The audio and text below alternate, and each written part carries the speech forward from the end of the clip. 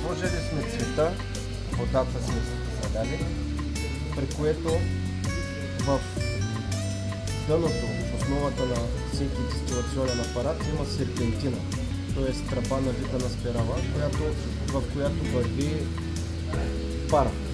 Тя е движещата сила на процеса, по този начин загряваме. Парата влиза в тръбите, а студената вода минава между тях, охлажда парите и тук почва да тече така наречения дестилат, който е вода и известен процент масло има в него.